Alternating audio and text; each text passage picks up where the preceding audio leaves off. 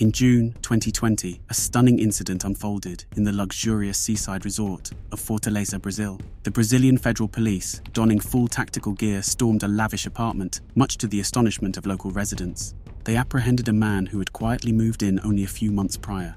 His reclusive behavior wasn't due to his naturally polite and unassuming character. Rather, he was a fugitive, hiding from international law enforcement. This individual was one of the most wanted men in the UK, implicated in Operation Escalade. This investigation, led by Police Scotland, was directed at dismantling a top-tier, highly active, serious organised crime group. Welcome to the Pursuit of Perpetrators channel, where I unravel the veiled tales of cryptic crimes.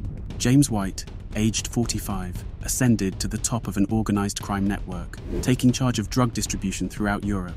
His rise was catalysed by the vanishing of his predecessors, James and Barry Gillespie. The Gillespie siblings, hailing from Rutherglen, were notorious for flooding Scotland with cocaine and earned the moniker the Escobar Brothers, a nod to the infamous Colombian drug lord.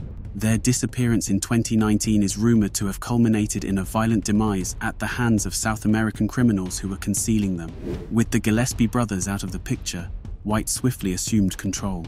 It was around this time that Police Scotland intensified their efforts, publicising their search for several key fugitives of the group who had escaped abroad. This initiative also targeted Christopher Hughes, who was later sentenced to 25 years in prison for his involvement in the murder of Dutch crime blogger Martin Koch. In a striking turn of events, Hughes was apprehended in January 2020 at the Gliss Hotel in Turin, northern Italy, where he was found alongside James White. Both individuals were in possession of counterfeit passports, assuming the identities of Eastern European nationals through documents sourced from a passport fraud ring based in Kent. Christopher Hughes adopted the alias Alexis Rustanovs from Latvia, while James White masqueraded as Sven Sklav from Slovakia. The circumstances of Hughes's arrest remain murky, yet White convincingly passed himself off as his assumed identity to the Italian authorities, who subsequently allowed him to go free. The backstory of these forged passports is intriguing. Anthony Beard, aged 61, and Christopher Zytek, aged 67, were apprehended following a clandestine operation by the National Crime Agency. They had been supplying what are known as FOGs, fraudulently obtained genuine passports, to organised criminals for a period of 5 years. These passports, which cost between £5,000 and £20,000, were authentic, but procured with falsified details. This enabled the holders to operate internationally, continuing their criminal activities with implications for the UK. Among those who received these fraudulent passports were gang affiliates Jordan Owens and Christopher Hughes, as well as brothers James and Barry Gillespie. The network also provided fake documentation to Liverpool drug trafficker Michael Mugan and Manchester fugitive David Wally. White later obtained another counterfeit identity from Zytek, this time under the name Vincent McCall from Suriname. Following this, he fled to Brazil, paying £1,065 in cash for a hotel stay before moving to a rented apartment in Fortaleza. Despite being one of the UK's most wanted individuals, White, originating from Gartcosh in Lanarkshire, continued to orchestrate operations from abroad. During just 2 months in 2020, he sent 33,000 encrypted messages to 70 associates, coordinating drug trafficking agreements, orchestrating the petrol bombing of a business in the Algarve, and ordering an attack on a rival. While on the run in Brazil, he engaged in a brief, intense romance with Paula Gomez. Upon his arrest, Gomez paid tribute to him with a post on Instagram. She stated, "I will never forget all that you have done for me. Actually, remembering you is remembering myself. You are a very special person, truly special. I believe I have never known anyone with such a marvelous heart.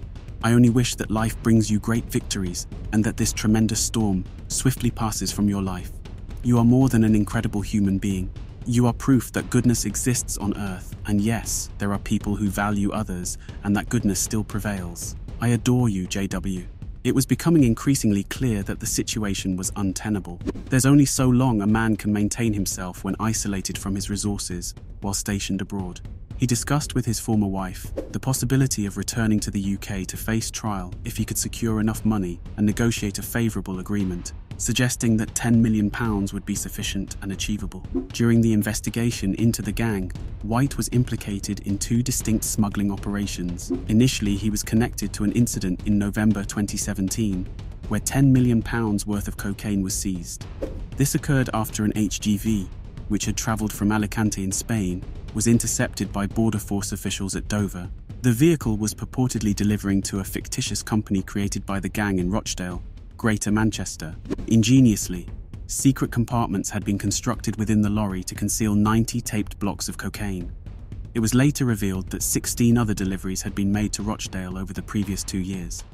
Subsequently, White instructed an associate to establish another sham business in Glasgow, aimed at facilitating the continued trafficking of narcotics from overseas. White's trusted lieutenant, Paul Fleming, also from Glasgow, collaborated with him to establish a fictitious solar panel company named Adastra Off-Grid in Spain.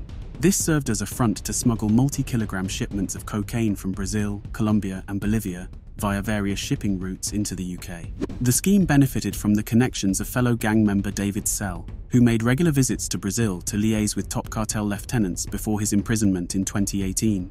The operation was facilitated by Fleming residing in Alicante, southern Spain, and White's fluency in Spanish.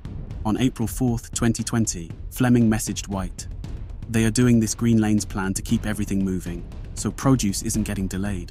More or less everything is green."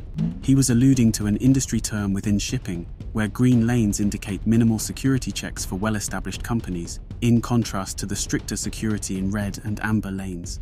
White humorously replied, "Feel like throwing 100 kilograms on the next one, lol." Subsequently, police raided an industrial unit in London, uncovering solar panels with specially engineered compartments for concealing contraband. White's dominance over the gang's drug operations even led him to target a former friend, Robert Allen, over an unpaid £90,000 cocaine debt in 2013. Allen had fled Scotland after failing to sell the haul, purportedly owned by the Gillespies. As is common in criminal circles, individuals often run legitimate businesses alongside their illicit activities. James White was deeply involved in a criminal group alongside the Gillespie brothers, where they ventured beyond traditional crime. Together, they established an encrypted phone brand known as Maximum Protection Communications, or MPC for short. Alongside his criminal enterprises, White had a profound interest in boxing. He founded Lock Stock Promotions, which organised boxing events across Scotland featuring emerging fighters. These events also served as a promotional platform for MPC, with the brand prominently featured on boxing ring floors and worn by scantily clad women on t-shirts. The setup process for MPC devices was straightforward. The company would take a Google Nexus 5 or Nexus 5X Android phone, incorporate their own security enhancements and operating system, and create messaging accounts for customers. Each phone included a data-only SIM card, for which MPC covered the monthly cost of approximately £20. The phones were then sold for £1,200 each, with 6-month renewal fees priced at £700, creating a highly lucrative business model. Despite selling only about 5,000 phones, MPC's operations generated roughly £6 million. In some instances, the devices were modified to remove microphone, camera, and GPS functionalities to enhance security. Some MPC devices also featured a dual boot mode, designed to maintain discretion. Normally, powering on the device would display an innocuous menu screen devoid of any sensitive data. However, if specific buttons were pressed during startup, it would access a hidden file system where the user's encrypted communications, including text messages, were stored. This modification effectively hindered traditional law enforcement methods, such as phone taps or subpoenas for message content, since texts were only accessible in readable form on the device itself. The use of MPC technology also played a pivotal role in a darker scheme. The phones were part of a plot to assassinate Dutch crime blogger Martin Kok, who had recently exposed Moroccan drug lord Ridouan Taghi on his blog Vlinderscrime. To gain Kok's trust, the brothers paid him to feature MPC advertisements on his website. MPC compensated Kok with approximately €13,000, keeping him engaged and willing to meet with representatives of the company. This connection ultimately made Kok vulnerable, setting him up for the fatal encounter orchestrated by the Moroccans. James White had been evading capture for only 6 months when Brazilian authorities forcefully entered his apartment in June 2020. Subsequently, he spent 20 months in Brazilian custody, contesting his extradition to the UK. Investigations revealed that White had no legitimate source of income, and his opulent lifestyle was financed entirely by serious organised crime, with no recorded earnings since 2004.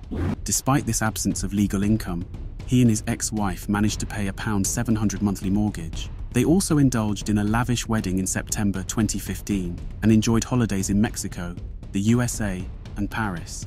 Police searches conducted in 2017 and 2020 revealed their home was strewn with luxury items, including designer clothing, jewelry, and high-end footwear, amongst which was a watch valued at £21,000.